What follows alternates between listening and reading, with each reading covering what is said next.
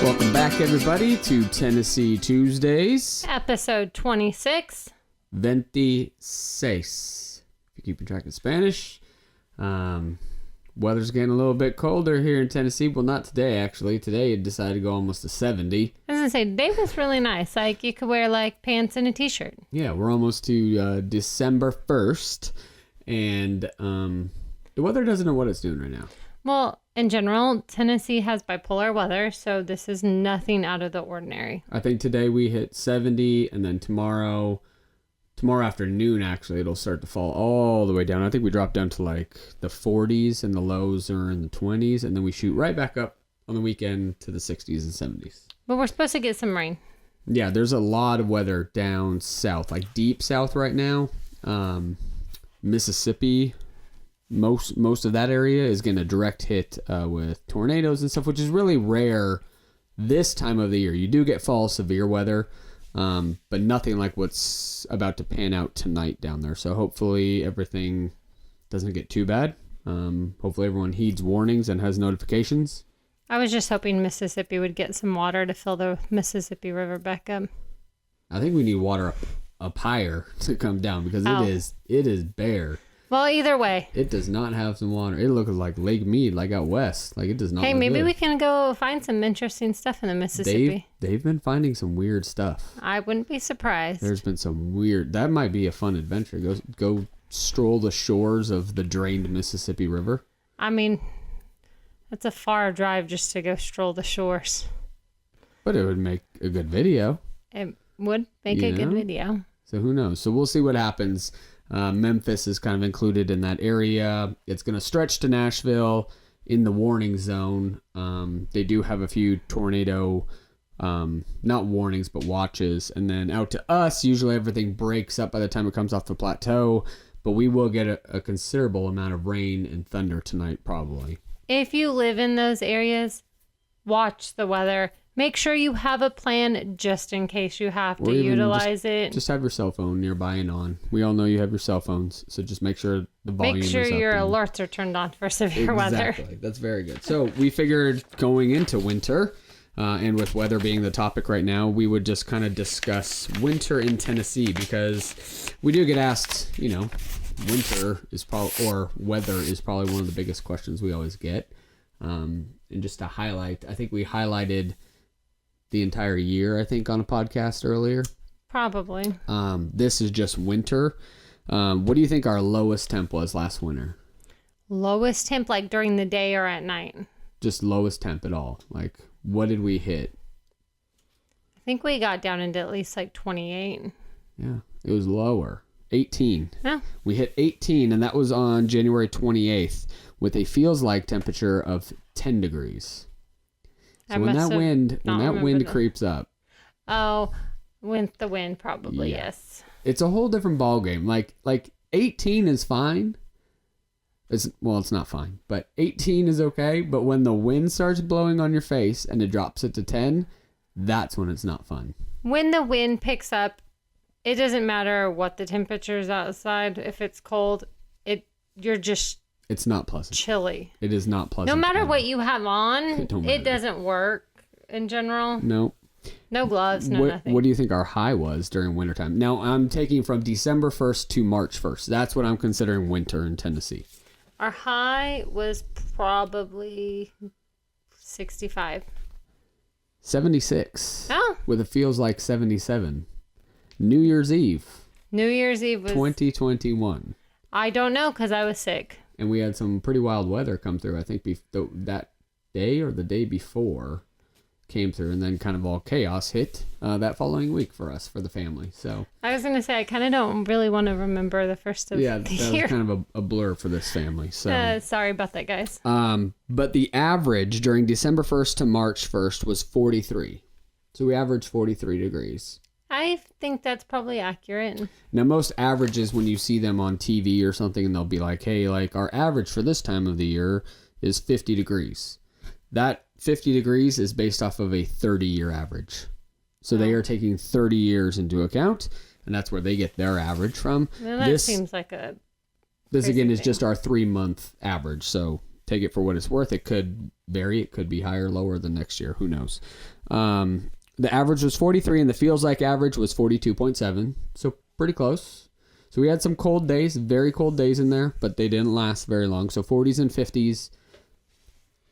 I'm good with 50s and upper 40s. They're fine. No big deal. T-shirt. I think I'm fine with the 40s and 50s as long as we don't have wind. Yes. Again, wind comes into play. Like, it's the pain. It's the pain. The wind is definitely the killer. So 40s and 50s, not bad at all. We averaged 1/10 of an inch of rain per day. So it does rain during wintertime. Not every day. But the most rain we had in a day was 1.5 inches, and we had 20 inches of rain total. So 20 inches of rain total over the 3-month span, and you're averaging 1/10 of an inch of rain a day. You're kind of getting a little bit of rain almost every day. Yeah. You know? But it doesn't rain all day long. So, like, when you guys, if you want to come and visit, you'll get a sporadic rain shower. Like they say, just wait 10 minutes and it'll change. I mean, don't get me wrong. There are days that they probably rain on and off all day long. There's stretches of like 2-3 days where sometimes you feel like Seattle weather. You're just kind of like, ugh, okay. But most of the time, the sun does come out. It rains for maybe an hour, goes away, and then it comes back at night. And a lot of our rain we get here in Tennessee is at night. A lot is at night, I feel like. I feel like most of our rain comes in at night. Which is nice. Or early in the morning. Rain at night is the best because then it comes in, it does its job, and then it leaves, and then your day is still Then you can go useful. about your day. Yeah. Our area, and again, this is us specifically right here in East Tennessee and Blount County in our area. This isn't like all of East Tennessee or necessarily Knoxville, whatever. We had a total of 11 inches of snow over the period. Our single snowfall record was 5.5. That one storm. It was like late in March. It was a March one, right? Remember, like the saying is like comes in like a lamb, goes out like a lion or something. If it comes in like a lion, it goes out like a lamb, meaning it's really active at the beginning and goes out calmly, or it comes in calm and goes out fiercely. So, it's enough snow to play in and have fun, and then it melts, and then you're back to business. It rarely affects roads. It can screw up schools. And that's just a safety issue with buses. But I will say out here, they are on top of the roads. If they say it's going to snow, and it could be the smallest chance of just snow. Just a possibility. Yep, they're going to salt They are salting those roads. I think it's because they have so much salt in the So, don't worry. You're not getting trapped in. You don't got to go get your milk and bread sandwiches. Dude, milk sandwiches, we tried them last year. They're not good. Or, milk sandwiches. I don't know what the fascination is, but it's not good. Another issue that you come across is freezing rain and freezing fog. We had a couple freezing fog events last year, which was really weird. I've never experienced it. And like regular fog is cool air going over like a warm surface. So that's why you often see it at like a lake or something around bodies of water, right? The water's obviously warmer and you're getting cold air going across it. Well, when you have the air temp is freezing and cold, and then you get this moisture in the air, that's what causes it to freeze. And the fog, actually, the little dew droplets freeze, and that's what it's called. So like it moves and it'll freeze branches, leaves, kind of anything. It's pretty dangerous when you have those freezing events. But anytime you have ice or something like that, which there were a couple days with not too bad of ice where you're driving. No. But it's always a concern when it accumulates on power lines and things like that, because then you're going to have power outages and then no power and we get enough people power freeze. Outages. And so freezing is always kind of a big deal. But thankfully we did not have very many issues with that. And then March comes around and severe weather season comes. The past 2 years have been pretty quiet. At least for us here in East Tennessee. Knock on wood. Most of East Tennessee is pretty quiet when it comes to severe weather. We do get great thunderstorms and a lot of action, but we don't get the tornado threats like...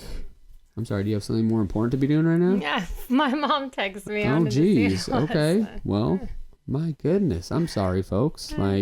Hey. Sheesh. So anyways, severe weather comes around and we'll do more on that, but... Been pretty quiet lately. Hopefully it stays that way. I mean, just hurricane season was crazy this year. And usually like fall and stuff is when we get remnants from hurricane coming up. We went down to Florida after a hurricane. Yeah, and we were actually in like a moderate drought. Like this area was actually in a drought for the time because we didn't have rain for a while. Which seems really funny. It does seem funny, but it's not funny because we were lacking a lot of water when we should have had some rain. Yes. And it was just really weird. So it was a drier summer than normal, I think. So that's kind of a rundown on winter in our experience here directly. Now, the bigger day today is Giving Tuesday, which is a big deal for us because of St. Jude, obviously. We participate in the St. Jude Marathon events the past 2 years now. And we have our team. Team Ray of Sunshine. Team Ray of Sunshine with our little hero, Ray. She's who we run for. Unfortunately, we are not making it out to Memphis this year. Neither is the Nash family and Ray, just because things are getting pulled in all different directions right now. I had an issue with my foot this past week. You think it's funny? No, I don't. It was so mild. Anyways, so needless to say, we won't be running actually in Memphis come this Saturday. But there will be a lot of people that are doing it and a lot of people raising good funds. And I am still short on my fundraising, which I reached my goal. Last year we absolutely killed it. We had over 10,000 as a team. I think I raised 8,000, which was incredible. Babs hit 1,500 this year, which was awesome. Good job, honey. And my goal again was set at 3,000. I'm still a little over 1,000 shy. I think it's 1,100. So this is my asking of all of y'all. If you are still here watching, if you have watched any of our content, if we've provided any sort of value at all, this is the only thing we do and focus on when we give back and donate. And the only thing we really care about are the children of St. Jude, because we've seen it firsthand. We've experienced firsthand.